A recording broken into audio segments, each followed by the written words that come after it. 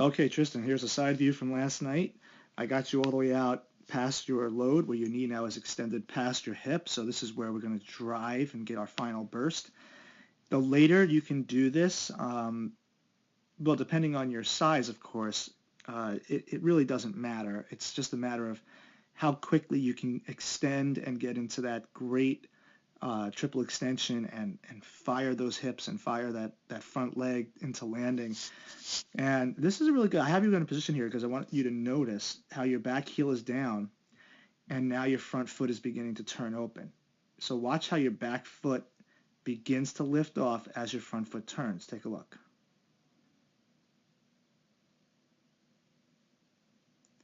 That's really outstanding right there. That's how you keep the heel down long. So if you can do it here in this one throw, after 1 hour of being taught, you can do this every single day on your own in practice 100 times. You can master this if you put the time in, and you will. You're a good athlete, so and you're smart, so you're getting the feedback. But here's a visual feedback. Let me rewind it one more time so you can see it. Your foot is flat against the rubber. It's still flat. The weight is shifting to the inside part of the foot, but the heel still hasn't come up yet. And the front foot is in the position now where it's going to finally open up completely to the plate. And now this is where the feet become in sync. So here's where we explode.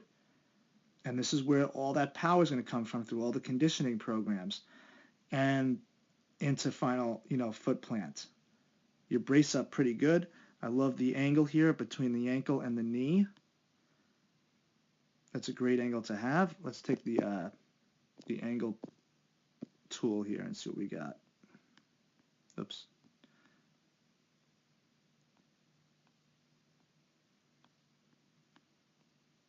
There's the ankle.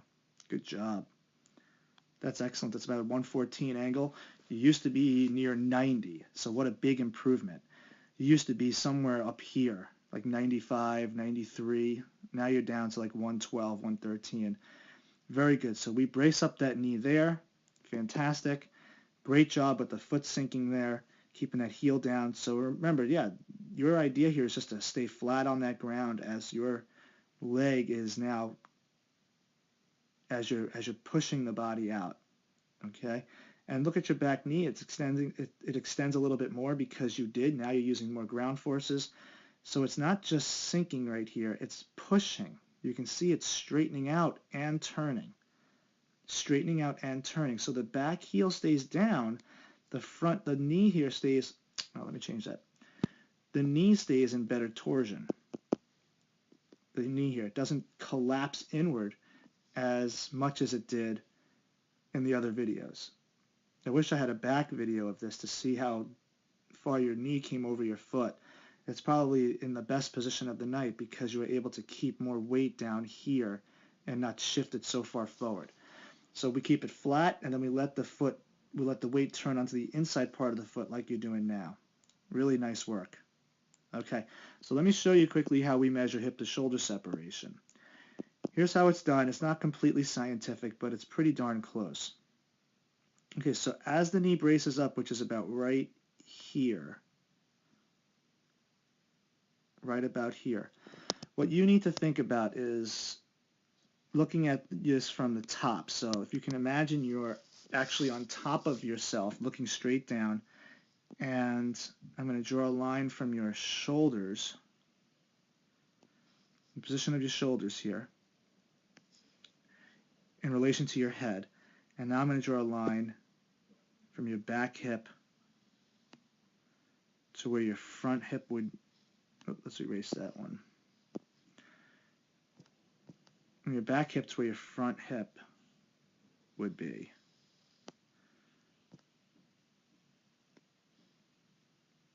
And let's see if we can, I think this is there. This line from the back hip to the front hip, about right there. So now we take the angle and we measure the distance here between. What is this distance with both of these? You're at about a 24 degrees of hip to shoulder separation, which is pretty average for most high school kids. Most high school kids are somewhere between 25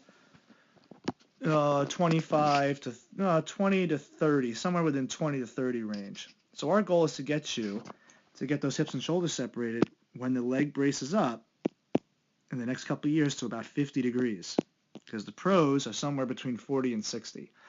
All right, most college kids aren't even 50 degrees. They're somewhere in the 40s. So that's our goal, and that will happen with all the techniques that we're doing and learning how to just explode late and relax the upper body and not get it involved until a long time into the delivery. Again, there's a couple of things that we can help to improve that. Your leg drive speed, your hip speed, that all improves through strength and power. The arm has to get up a little bit later, and that's something that we'll work on later on in our lessons somewhere down the road. All right, but everything else looks good. Let's focus on only back foot and front foot.